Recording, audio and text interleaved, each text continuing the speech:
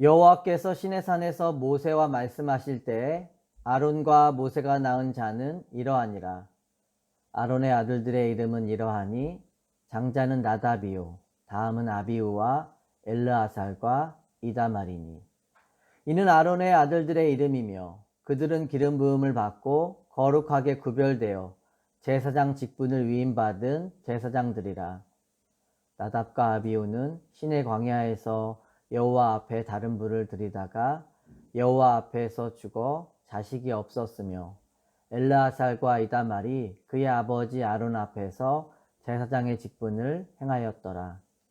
여호와께서 또 모세에게 말씀하여 이르시되 레위 지파는 나아가 제사장 아론 앞에 서서 그에게 시종하게 하라. 그들이 회막 앞에서 아론의 직무와 온 회중의 직무를 위하여 회막에서 심우하되 곧 회막의 모든 기구를 맡아 지키며 이스라엘 자손의 직무를 위하여 성막에서 심우할지니. 너는 레인을 아론과 그의 아들들에게 맡기라. 그들은 이스라엘 자손 중에서 아론에게 온전히 맡겨진 자들이니라.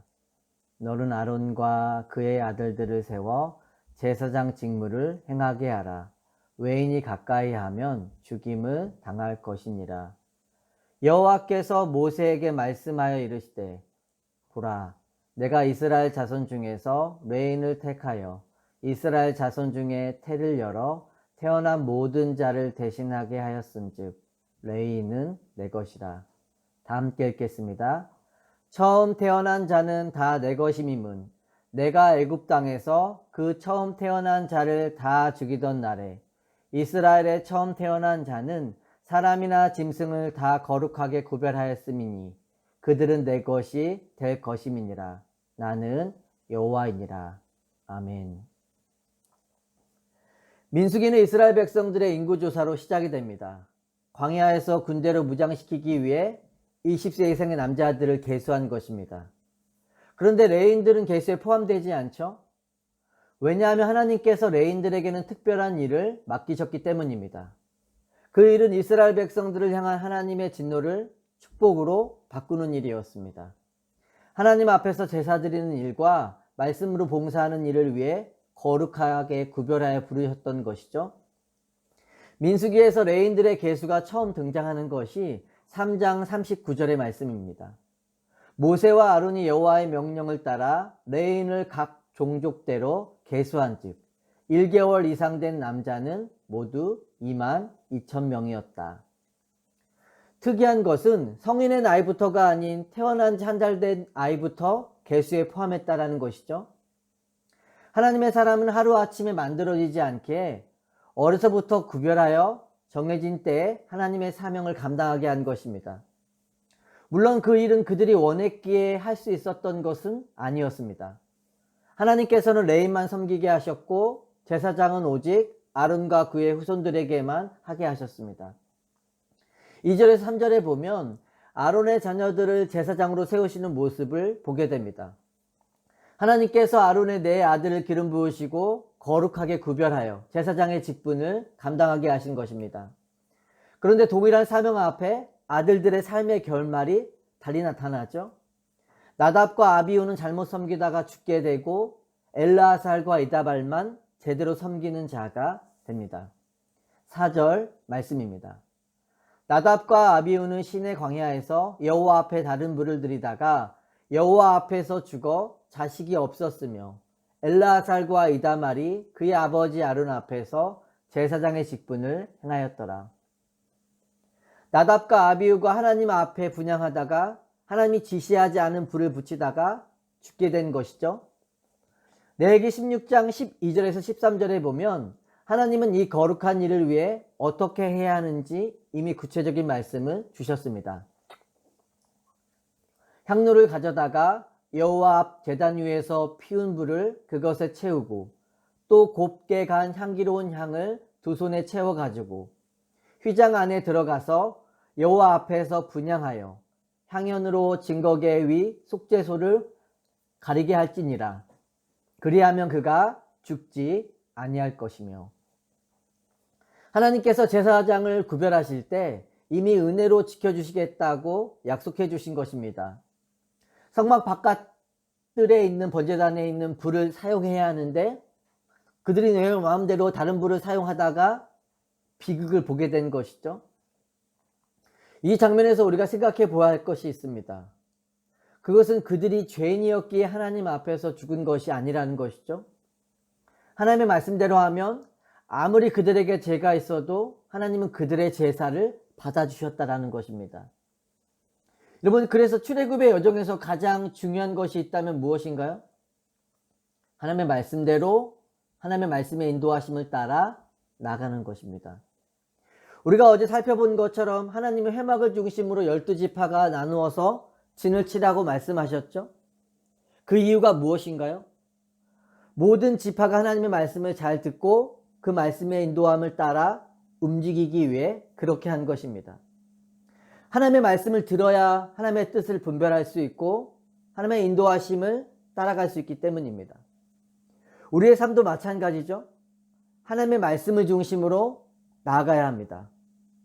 하나님의 말씀을 뒤로하고 나가고 있다면 목자의 품을 떠나 방황하고 있는 양이 되어 있는 것이죠. 우리의 삶에 하나님의 말씀이 없을 때에는 무엇이 육적인 것이고 무엇이 영적인 것인지 잘 구분되지 않습니다. 그래서 적당히 믿고 순종하며 늘 갈등과 고민하는 신앙인의 자리에 머물러 있음을 보게 되죠. 그러나 하나님의 말씀이 임하면 우리의 믿음의 길이 정리되고 삶의 목적과 의미가 분명해지게 됩니다. 올해 내가 어떻게 믿음으로 승리할 수 있는가? 세상과 나의 연약한 죄악을 이길 힘이 말씀에 있음을 보게 됩니다. 내 판단의 기준에 따라 합리적이고 현실적인 것만 택하며 살아가는 자가 아니라 말씀의 인도하심을 따라 나가는 은혜가 있기를 소망합니다. 자, 그런데 여러분, 우리가 민수기와 율법서를 계속 묵상하시면서 이런 생각이 들지 않으세요? 레인들을 구별하여 세우시고 말씀하신 이야기를 오늘을 사는 내가 왜 기억하며 하나님의 말씀으로 받아야 할까요? 물론 우리가 현재 율법의 시대를 살아가고 있는 것은 아닙니다. 예수님으로 인해 신약의 시대를 살아가지만 우리에게도 레인과 동일한 존재라는 한 가지 삶의 원칙이 존재하죠. 그것이 무엇일까요?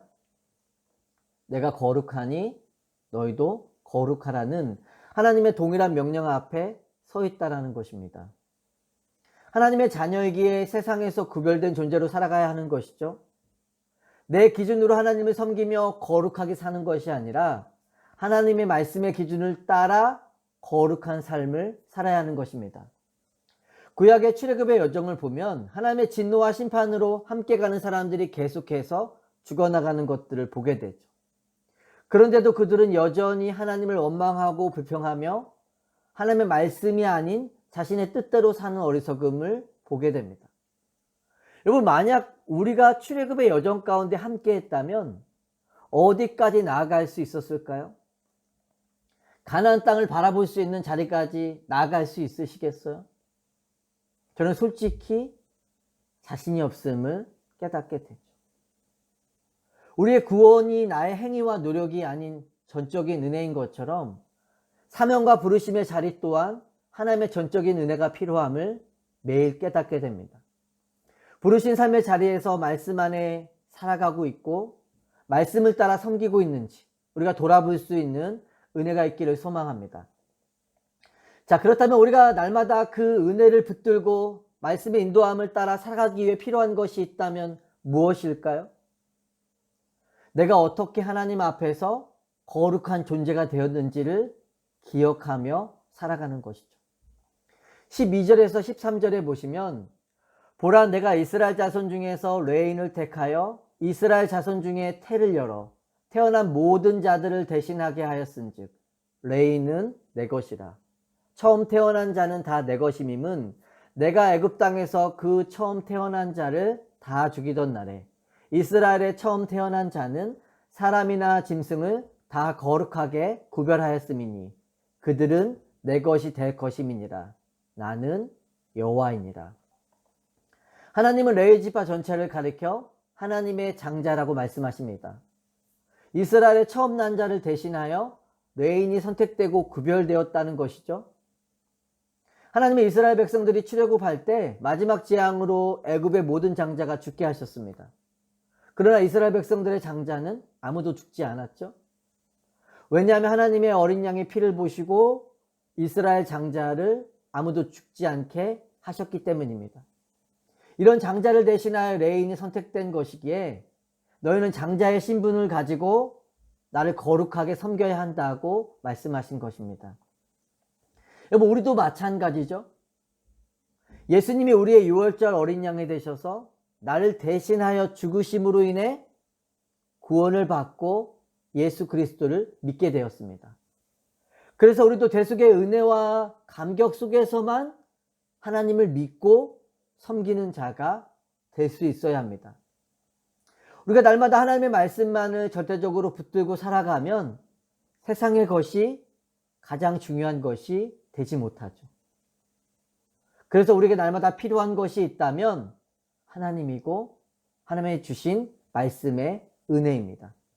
그 말씀의 은혜 안에서 십자가를 붙들고 주님을 바라보며 살아가는 것입니다. 우리가 하나님의 거룩한 부르심을 받고 오늘도 매우 영광스러운 삶의 자리에 살아가고 있음을 기억할 수 있기를 소망합니다. 하나님의 말씀을 따라가는 것이 우리의 삶의 부담감이 아니라 놀라운 축복이며 은혜임을 다시금 기억하며 살아갈 수 있기를 예수 그리스도의 이름으로 축원합니다.